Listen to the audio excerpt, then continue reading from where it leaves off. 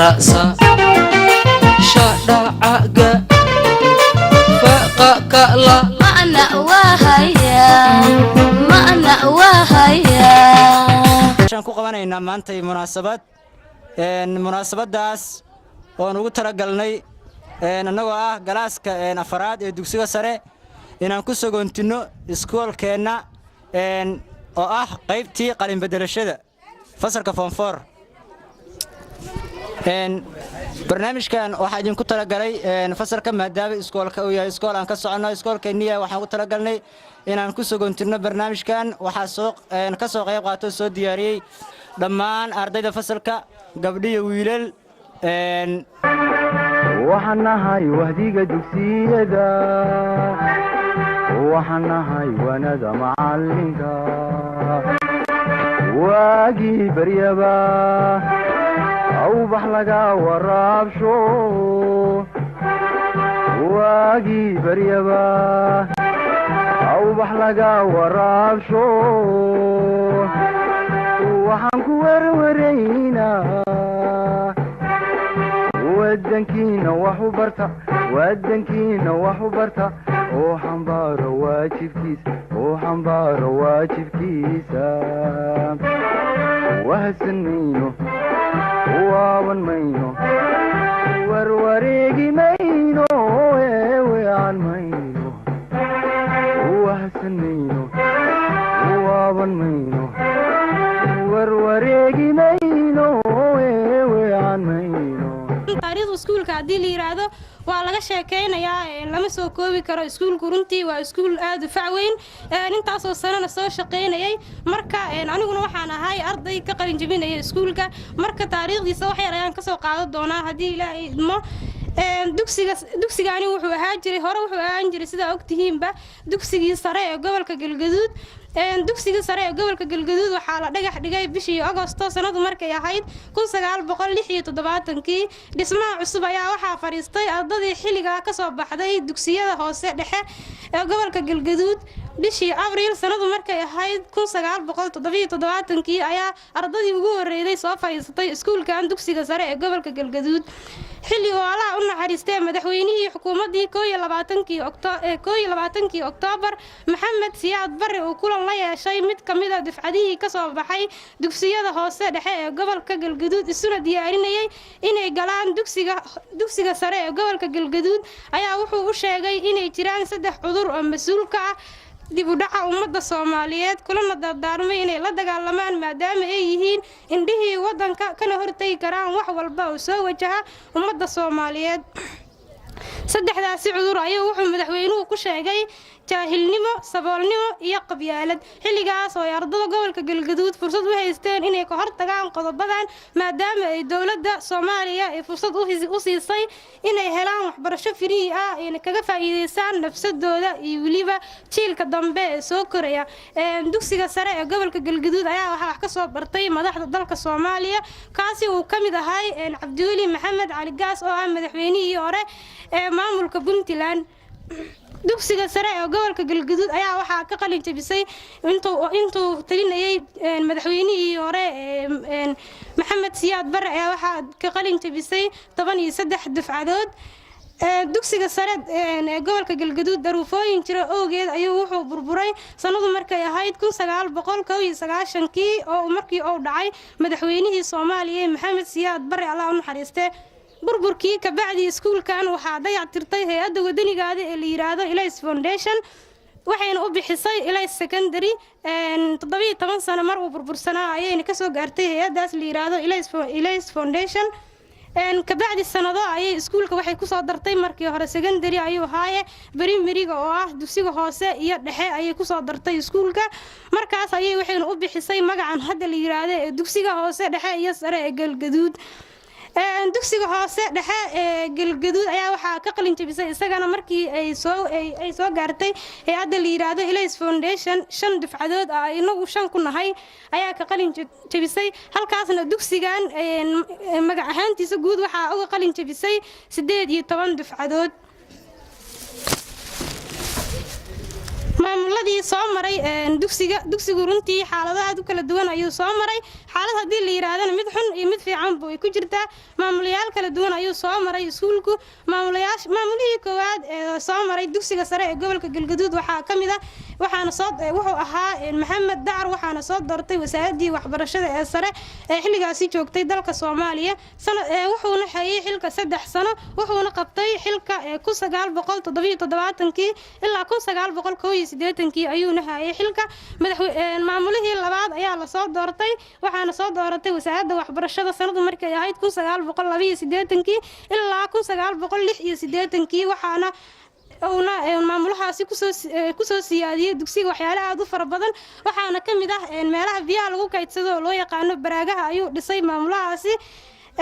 maamulahaasi waxaa la oran jiray Maxamed Dirir Mire ayaa iskuulka wuxuu ka dhisay baraago.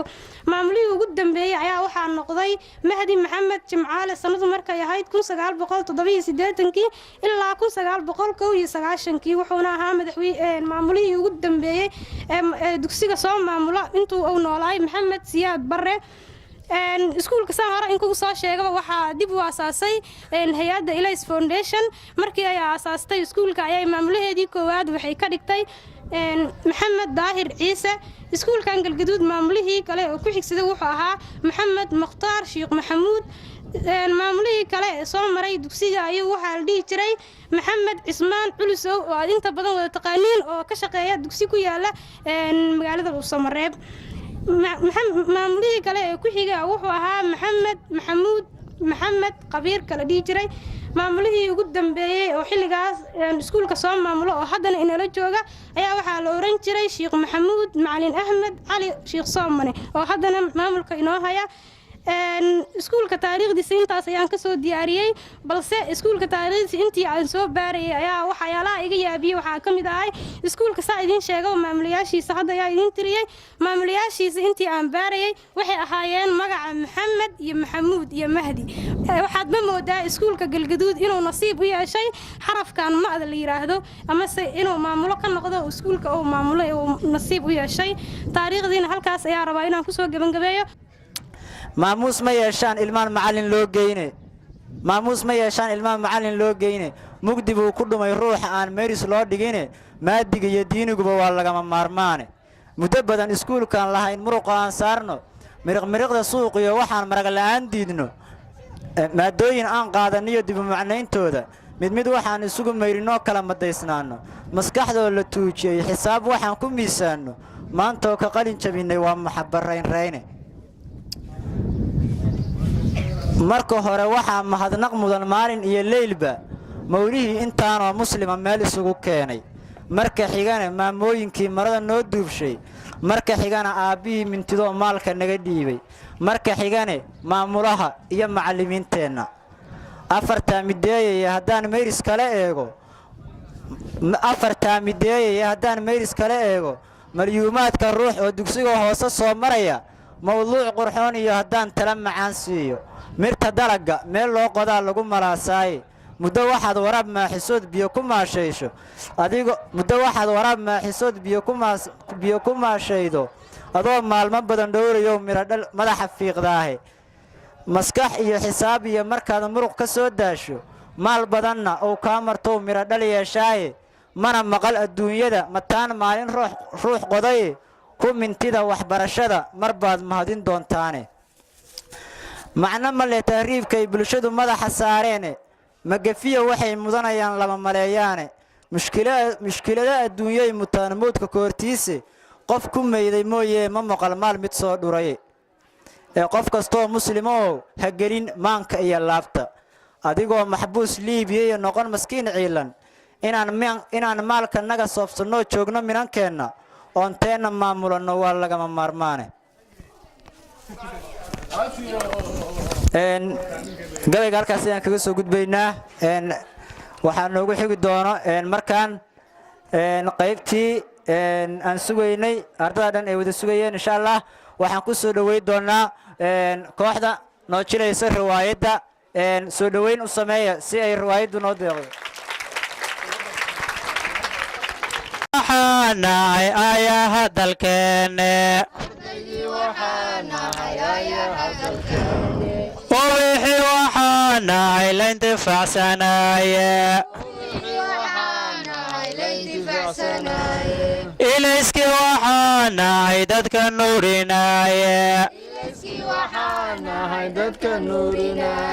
أرضيدي وحانا هيلا إلدوك سنايا وبحب حياة دادكو قاش قرارين أرضيدي وحانا هيهوغان كي دالكيني أرضيدي وحانا هي آيها أركاية لو ديسانايا دادكو فيرسانايا لو ديسانايا دادكو فيرسانايا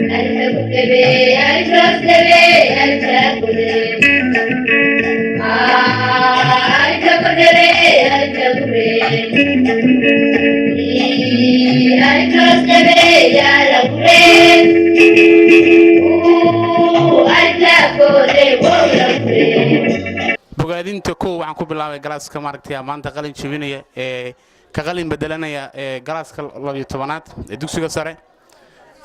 maaragtay waxaan ku bogaadinayaa dadaalka maaragtay ay gaareen waqtiga fara badan maaragtay juudiga ay bixiyeen waxbarashadooda iyo maaragtay sidii u soo dhabar adeegeen mar koowaad mar labaad waxaan leeyahay maaragtay hambalyaan leeyahay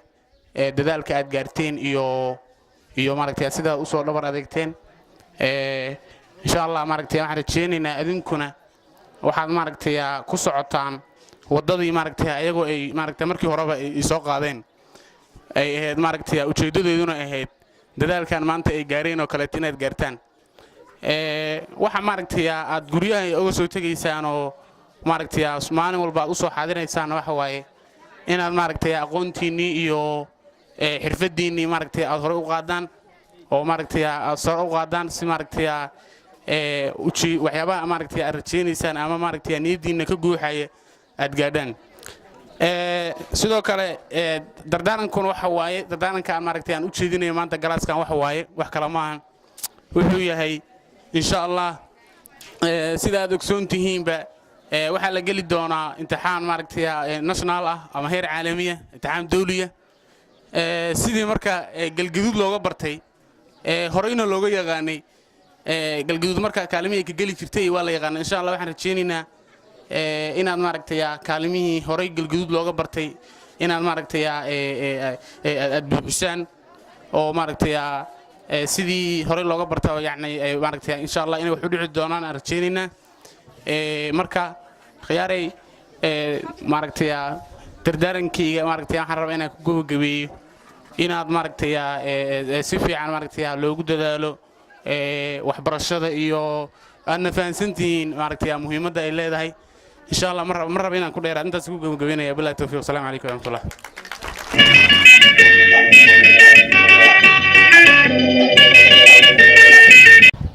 marka koowaad waxaan leeyahay kudaysi wanaagsan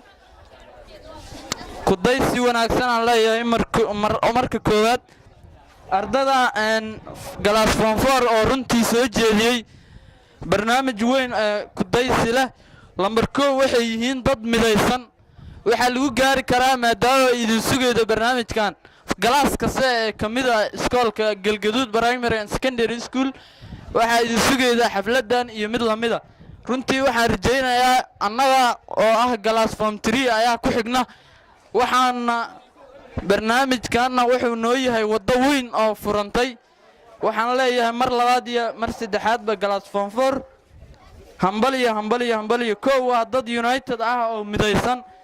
waa dad isku xiran iskuna tashtay waa dad faraqabkaaga bilowinkaada bogsi qoraalka akhriiska buuga bayaanu meeri mabaalo qoraayo mawla la tuuqsada mahad dhammaanteed macmuud baaru naqiila muxamed nabigaygaanu sahalimayaa salaan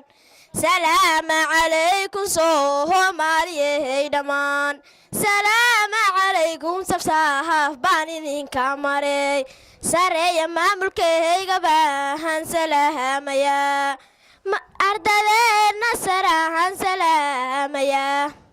salaan daabadeedna mahad baan u celihayaa salaan daabadeedna mahad baan u celinayaa mahad ilaahay weye siday maanta mahad ilaahay weye siday maanta madashu tahay mahad ilaahay weye siday maanta madashu tahay cilmigu makaan ilaah lagu xuso lama hanicin makaan ilaah lagu xuso lama hanicin cilmigu waa tiirka aadmigu ku taagan yahay cilmigu waa tiirka aadmigu ku taagan yahay haddaan la tixgelino lagu tahmiyaariyo haddaan la tixgelino lagu tahmiyaariyo weyn cilmiga hala tahabageliyo haloo tartaamo seefta la deediyey baala laga xijaab seefta la deediyey baala laga xijaab wixii burburkaaga jecel baala kaa mareen waxaa tahay dallad barwaaqo la beegsa karin dhammaan macallimiintadaan mahad u celinayaa dhammaan macallimiintadaan mahad u celinayaa mahad kalaan u dirayaa Sheekh Maxamuud mahad kalaan u dirayaa Sheekh Maxamuud ardaydana fariin baan idin wadayay maqla ardaydana fariin baan idin wadayay maqla ardayahay jaligu waa mushkila maro loo helo ardayahay jaligu waa mushkila maro loo helo ardayahay cilmigu waa martaba lagu mushaaxo ardayahay cilmigu waa martaba lagu mushaaxo iftiin weeye nuuro mugdiga looga mudayo iftiin weeye nuuro mugdiga looga intaa ka bacdi ilaahay subxaanahu wa tacaala mahad iska leh noo suuro geliyey inaan halkan ku soo gebangebayno xaflad ay dhiganayaan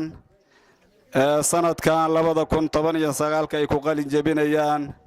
dufcadii sida aad maqlaydeen bashanaad markii laga soo laabtay dagaaladii iyo burburkii ka bacdi ahna haddii midii ka horreyda lagu daro dufcadii 18aad ee ka qalin jebisay iskuulkan primary and secondary galgaduud cafwan raalli ahaada wax yar aan isla soconno warku sooma kala hormaro qofkii hadal raba waa ku soo dhawaynaynaa inta lee ka hadal ah wax yar marka insha allahu tacaala xafladaas ilaahay noo suuro geliyey sanadkaas ammaan iyo nabad nagu siiyey awal naga dhigay dad muslimiina awal ilaahay subxaanahu wa tacaala iijaadkan iyo abuuristaanna siiyey islaamka nagu hanuuni rabbi subxaanahu wa tacaala aan ku mahadinaynaa ثانيا waxaan u mahad celinaynaa dadkii galaas foonfoor oo runtii soo abaabulay xafladan qaaliga ah